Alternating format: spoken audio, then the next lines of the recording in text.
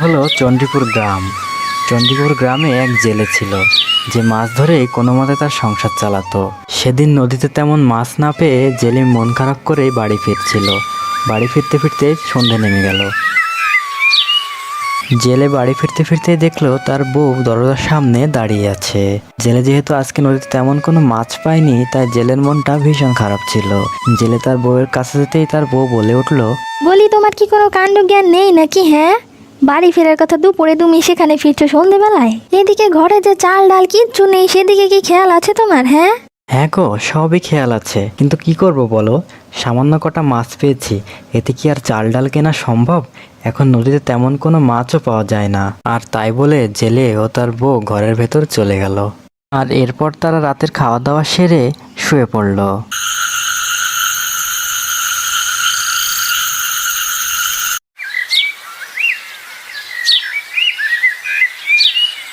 তার পরদিন সকালে জেলের বউ জেলের সাথে অনেক খারাপ ব্যবহার করলো। তাদের ভেতরে অনেক ঝগড়া হলো, যার কারণে জেলের অনেক মন খারাপ হলো। আর এই কারণে জেলে মন খারাপ করে একটি ব্যাগ নিয়ে বাড়ি থেকে বের হয়ে গেল। কি বা করবে, জেলের অভাবের সংসার, ঝামেলা সবসময় লেগেই থাকতো। জেলে তাদের গ্রাম থেকে বের হয়ে জঙ্গলের রাস্তা দিয়ে পাশের গ্রামে যাচ্ছিল।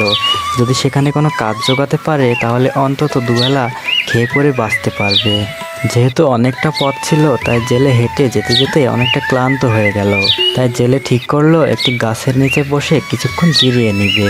অনেক তো হাঁটলাম, এবার একটু বিশ্রাম নিয়ে নি। যাই, ওই গাছটার নিচেই বসি। যে গাছের নিচে জেলে বসেছিল সেই গাছের ঠিক সামনেই ছিল এই জঙ্গলের সবচেয়ে পুরনো বট গাছ। জেলে গাছের নিচে বসে বসে তার সব খারাপ সময়ের কথা ভাবছিল, যে অল্প কয়টা মাছ ধরে কিভাবে সে সংসার চালায়। অনেক কষ্টে তাদের জীবনযাপন করতে হয়। সে তার জীবনের সব কষ্টের কথা ভাবতে ভাবতে গাছের নিচে মন খারাপ করে বসেছিল।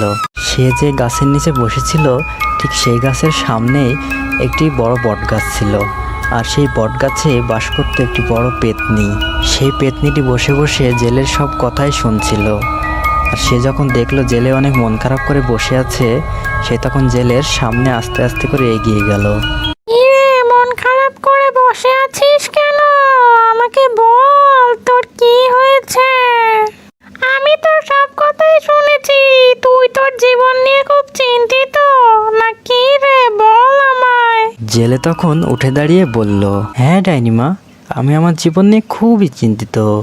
আমি একজন সাধারণ জেলে, নদী থেকে মাছ ধরেই আমি আমার সংসার চালাই। কিন্তু এখন যা অবস্থা, নদীতে তেমন কোনো মাছই পাওয়া যাচ্ছে না। আর মাছ না পাওয়া গেলে সংসার চালাবো কিভাবে বলো ডাইনিমা? তুমি কি আমাকে কোনোভাবে সাহায্য করতে পারবে? তখন ডাইনি তার হাতের ব্যাগটি নিয়ে নেয় আর বলে, তুই এই ব্যাগটি তোর বাড়িতে নিয়ে যা। নিয়ে গিয়ে তুই আর তোর বউ খুলে দেখবি, অন্য কেউ যেন না দেখে। যদি দেখে ফেলে তাহলে কিন্তু এর বিপরীত হবে, তাহলে তোরা আরো গরিব হয়ে যাবি। এরপর ডাইনি ব্যাগটি জেলেকে দিয়ে সেখান থেকে চলে যায়। আর জেলেও ব্যাগটি নিয়ে তার বাড়ির উদ্দেশ্যে রওনা হয়। জেলে বাড়ি ফিরতে ফিরতে সকাল হয়ে যায়। জেলে ব্যাগটি নিয়ে বাড়ি আসে এবং তার বউকে বলে, এই যে গিন্নি, শোনো কি হয়েছে কাল রাতে। আমি তোমার সাথে রাগ করে বাড়ি থেকে বের হয়ে গ্রামের রাস্তা দিয়ে পাশের গ্রামে যাচ্ছিলাম। তখন আমি হাঁপিয়ে যাই হাঁটতে হাঁটতে এবং জিরিয়ে নেওয়ার জন্য একটি গাছের নিচে বসি। তখন সন্ধে নেমে গেছিল। আর ঠিক তখনই সেখানে একটি ডাইনিমা আসে এবং আমাকে এই ব্যাগটি দেয় আর বলে, এই ব্যাগটি তুই বাড়ি নিয়ে গিয়ে তোর বউয়ের সাথে খুলবি। হ্যাঁ গো, তোমাকে কি এই ব্যাগটি ডাইনিমা দিয়েছে? কি আছে চলো তো দেখি। চলো চলো, আমার আর তর সইছে না। ব্যাগটি দেখার জন্য আমার মন কেমন যেন করছে গো। চলো চলো দেখি। ঠিক তারপরেই জেলে আর জেলের বউ ব্যাগটি খুলে দেখে ব্যাগটির ভেতরে পুরো মোহরে ভরা ছিল। এইসব দেখেই জেলের বউ বলে উঠল, হ্যাঁ গো, আমাদের ভাগ্য খুলে গেছে গো।